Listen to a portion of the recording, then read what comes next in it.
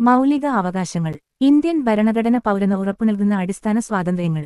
Indian ഭരണഘടന പൗരന് ഉറപ്പുനൽകുന്ന അടിസ്ഥാന സ്വാതന്ത്ര്യങ്ങൾ. പൗരന് ഒരു കാരണവശാലും നിഷേധിക്കാനാവാത്ത അവകാശങ്ങൾ. പൗരന് ഒരു കാരണവശാലും നിഷേധിക്കാനാവാത്ത അവകാശങ്ങൾ. മൗലികാവകാശങ്ങൾ വിവരിക്കുന്ന ഭരണഘടന ഭാഗം 3. മൗലികാവകാശങ്ങൾ വിവരിക്കുന്ന ഭരണഘടന ഭാഗം 3.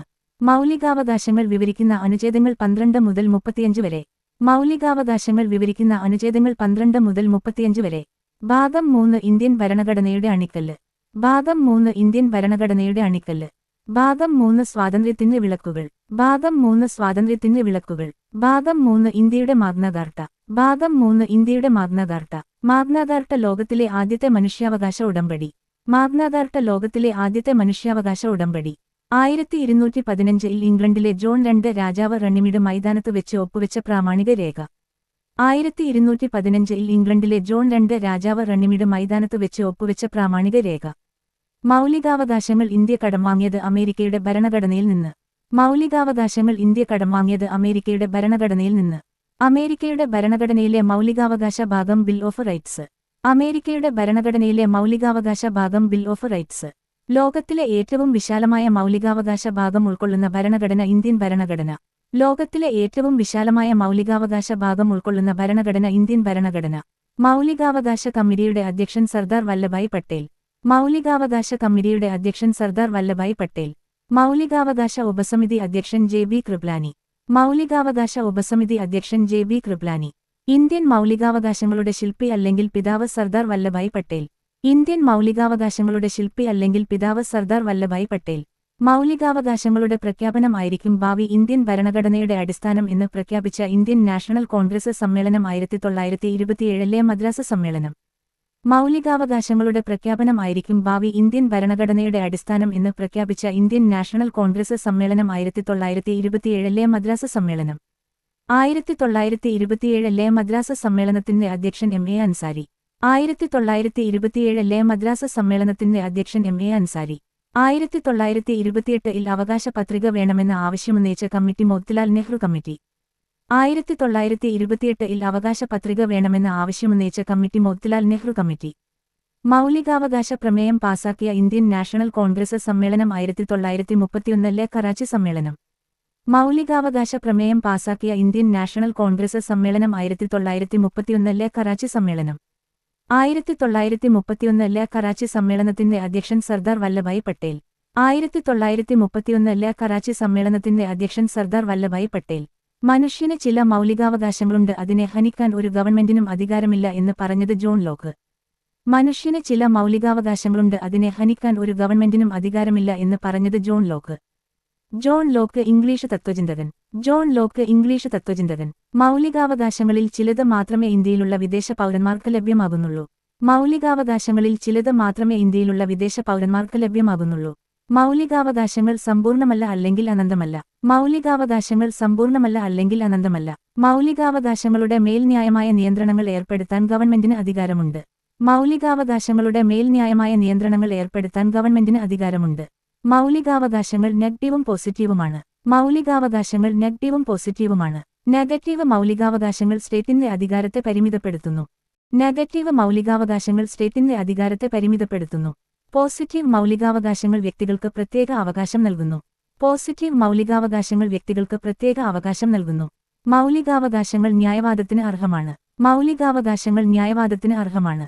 മൗലികാവകാശങ്ങൾ കോടതിയിലൂടെ സ്ഥാപിച്ചെടുക്കാവുന്നതാണ്. മൗലികാവകാശങ്ങൾ കോടതിയിലൂടെ സ്ഥാപിച്ചെടുക്കാവുന്നതാണ്. മൗലികാവകാശങ്ങൾ സ്ഥാപിച്ചുകിട്ടുന്നതിനായി പൗരന് നേരിട്ട് സുപ്രീം കോടതിയെ സമീപിക്കാവുന്നതാണ്. മൗലികാവകാശങ്ങൾ സ്ഥാപിച്ചുകിട്ടുന്നതിനായി പൗരന് നേരിട്ട് സുപ്രീം കോടതിയെ സമീപിക്കാവുന്നതാണ്. ഭരണകൂടത്തിന്റെ ഏകപക്ഷീയമായ നടപടികൾക്കെതിരെ പൗരസംരക്ഷണമായി മൗലികാവകാശങ്ങൾ നിലകൊള്ളുന്നു. ഭരണകൂടത്തിന്റെ ഏകപക്ഷീയമായ നടപടികൾക്കെതിരെ പൗരസംരക്ഷണമായി മൗലികാവകാശങ്ങൾ നിലകൊള്ളുന്നു. അനുച്ഛേദം 20, 21 എന്നിവ ഉറപ്പുനൽകുന്ന അവകാശങ്ങളൊഴികെ ദേശീയ അടിയന്തരാവസ്ഥക്കാലത്ത് മൗലികാവകാശങ്ങൾ സസ്പെൻഡ് ചെയ്യാം. അനുച്ഛേദം 20, 21 എന്നിവ ഉറപ്പുനൽകുന്ന അവകാശങ്ങളൊഴികെ ദേശീയ അടിയന്തരാവസ്ഥക്കാലത്ത് മൗലികാവകാശങ്ങൾ സസ്പെൻഡ് ചെയ്യാം. നിലവിൽ ഇന്ത്യൻ ഭരണഘടനയിൽ 6 മൗലികാവകാശങ്ങൾ. നിലവിൽ ഇന്ത്യൻ ഭരണഘടനയിൽ 6 മൗലികാവകാശങ്ങൾ. തുടക്കത്തിൽ 7 മൗലികാവകാശങ്ങൾ ഉണ്ടായിരുന്നു. തുടക്കത്തിൽ 7 മൗലികാവകാശങ്ങൾ ഉണ്ടായിരുന്നു. മൗലികാവകാശങ്ങളുടെ പട്ടികയിൽ നിന്ന് ഒഴിവാക്കപ്പെട്ടത് സ്വത്തവകാശം. മൗലികാവകാശങ്ങളുടെ പട്ടികയിൽ നിന്ന് ഒഴിവാക്കപ്പെട്ടത് സ്വത്തവകാശം. സ്വത്തവകാശത്തെ മൗലികാവകാശങ്ങളിൽ നിന്ന് ഒഴിവാക്കിയ ഭരണഘടനാ ഭേദഗതി 44-ാം ഭേദഗതി 1978. സ്വത്തവകാശത്തെ മൗലികാവകാശങ്ങളിൽ നിന്ന് ഒഴിവാക്കിയ ഭരണഘടനാ ഭേദഗതി 44-ാം ഭേദഗതി 1978. 44-ാം ഭേദഗതിയിലൂടെ ഒഴിവാക്കിയ അനുച്ഛേദങ്ങൾ അനുച്ഛേദം 31 സ്വത്തവകാശം അനുച്ഛേദം 19(1) സ്വത്ത് സമ്പാദിക്കാനുള്ള അവകാശം.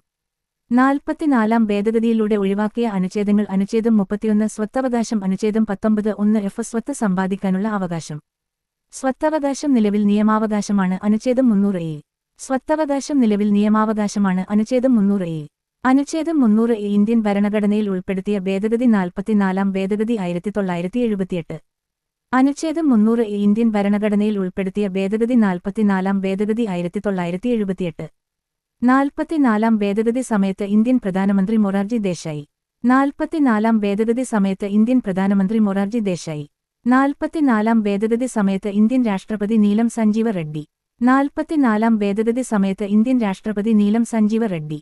മൗലികാവകാശങ്ങൾ നിഷേധിക്കപ്പെടുമ്പോൾ പൗരന് സമീപിക്കാവുന്ന കോടതികൾ ഹൈക്കോടതി അനുച്ഛേദം 226 സുപ്രീം കോടതി അനുച്ഛേദം 32. മൗലികാവകാശങ്ങൾ നിഷേധിക്കപ്പെടുമ്പോൾ പൗരന് സമീപിക്കാവുന്ന കോടതികൾ ഹൈക്കോടതി അനുച്ഛേദം 226 സുപ്രീം കോടതി അനുച്ഛേദം 32. മൗലികാവകാശങ്ങൾ സംരക്ഷിക്കുന്നതിനുവേണ്ടി കോടതികൾ പുറപ്പെടുവിക്കുന്ന ഉത്തരവ് റിട്ട്.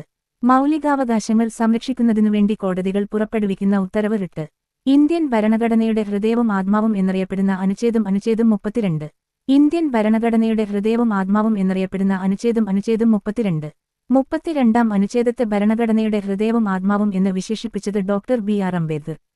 32-ാം അനുച്ഛേദത്തെ ഭരണഘടനയുടെ ഹൃദയവും ആത്മാവും എന്ന് വിശേഷിപ്പിച്ചത് ഡോക്ടർ ബി.ആർ. അംബേദ്കർ. മൗലികാവകാശങ്ങളിൽ മൗലികമായ വകുപ്പ് അനുച്ഛേദം 32. മൗലികാവകാശങ്ങളിൽ മൗലികമായ വകുപ്പ് അനുച്ഛേദം 32. ഇന്ത്യൻ മൗലികാവകാശങ്ങളുടെ അടിത്തറ എന്നറിയപ്പെടുന്ന വകുപ്പ് അനുച്ഛേദം 21. ഇന്ത്യൻ മൗലികാവകാശങ്ങളുടെ അടിത്തറ എന്നറിയപ്പെടുന്ന വകുപ്പ് അനുച്ഛേദം 21. മൗലികാവകാശങ്ങളിൽ 21(a) എന്ന അനുച്ഛേദം ഉൾപ്പെടുത്തിയ ഭേദഗതി 86-ാം ഭേദഗതി 2002. മൗലികാവകാശങ്ങളിൽ 21(a) എന്ന അനുച്ഛേദം ഉൾപ്പെടുത്തിയ ഭേദഗതി 86-ാം ഭേദഗതി 2002. അനുച്ഛേദം 21(a) 6-നും 14-നും ഇടയ്ക്ക് പ്രായമുള്ള കുട്ടികൾക്ക് നിർബന്ധിതവും സൗജന്യവുമായ വിദ്യാഭ്യാസം ഉറപ്പാക്കുന്നു. അനുച്ഛേദം 21(a) 6-നും 14-നും ഇടയ്ക്ക് പ്രായമുള്ള കുട്ടികൾക്ക് നിർബന്ധിതവും സൗജന്യവുമായ വിദ്യാഭ്യാസം ഉറപ്പാക്കുന്നു. മൗലികാവകാശങ്ങളിൽ ഭേദഗതി വരുത്താനുള്ള അധികാരം പാർലമെന്റിന്. മൗലികാവകാശങ്ങളിൽ ഭേദഗതി വരുത്താനുള്ള അധികാരം പാർലമെന്റിന്. അടിയന്തരാവസ്ഥ സമയം മൗലികാവകാശങ്ങൾ നിരോധിക്കാനുള്ള അധികാരം രാഷ്ട്രപതിക്ക്. അടിയന്തരാവസ്ഥ സമയം മൗലികാവകാശങ്ങൾ നിരോധിക്കാനുള്ള അധികാരം രാഷ്ട്രപതിക്ക്. രാഷ്ട്രപതി മൗലികാവകാശങ്ങൾ നിരോധിക്കുന്നത് അനുച്ഛേദം 358, 359 എന്നീ അനുച്ഛേദങ്ങൾ പ്രകാരം. രാഷ്ട്രപതി മൗലികാവകാശങ്ങൾ നിരോധിക്കുന്നത് അനുച്ഛേദം 358, 359 എന്നീ അനുച്ഛേദങ്ങൾ പ്രകാരം. അനുച്ഛേദം 358 യുദ്ധം, ബാഹ്യ ആക്രമണം എന്നീ കാരണങ്ങളാൽ ദേശീയ അടിയന്തരാവസ്ഥ പ്രഖ്യാപിക്കുമ്പോൾ അനുച്ഛേദം 19 പ്രകാരമുള്ള മൗലിക സ്വാതന്ത്ര്യങ്ങൾ റദ്ദാക്കുന്നു. അനുച്ഛേദം 358 യുദ്ധം, ബാഹ്യ ആക്രമണം എന്നീ കാരണങ്ങളാൽ ദേശീയ അടിയന്തരാവസ്ഥ പ്രഖ്യാപിക്കുമ്പോൾ അനുച്ഛേദം 19 പ്രകാരമുള്ള മൗലിക സ്വാതന്ത്ര്യങ്ങൾ റദ്ദാക്കുന്നു. അനുച്ഛേദം 359 അനുച്ഛേദം 20, 21 എന്നിവ ഒഴികെയുള്ള മറ്റ് മൗലികാവകാശങ്ങൾ റദ്ദാക്കുന്നു. അനുച്ഛേദം 359 അനുച്ഛേദം 20, 21 എന്നിവ ഒഴികെയുള്ള മറ്റ് മൗലികാവകാശങ്ങൾ റദ്ദാക്കുന്നു. രാഷ്ട്രീയ ജനാധിപത്യം എന്ന ആശയം പ്രായോഗികമാക്കുക എന്നതാണ് മൗലികാവകാശങ്ങൾ കൊണ്ട് ഉദ്ദേശിക്കുന്നത്. രാഷ്ട്രീയ ജനാധിപത്യം എന്ന ആശയം പ്രായോഗികമാക്കുക എന്നതാണ് മൗലികാവകാശങ്ങൾ കൊണ്ട് ഉദ്ദേശിക്കുന്നത്. ഇന്ത്യൻ ഭരണഘടന എല്ലാ വ്യക്തികൾക്കും വിവേചനം കൂടാതെ മൗലികാവകാശങ്ങൾ പ്രദാനം ചെയ്യുന്നു. ഇന്ത്യൻ ഭരണഘടന എല്ലാ വ്യക്തികൾക്കും വിവേചനം കൂടാതെ മൗലികാവകാശങ്ങൾ പ്രദാനം ചെയ്യുന്നു.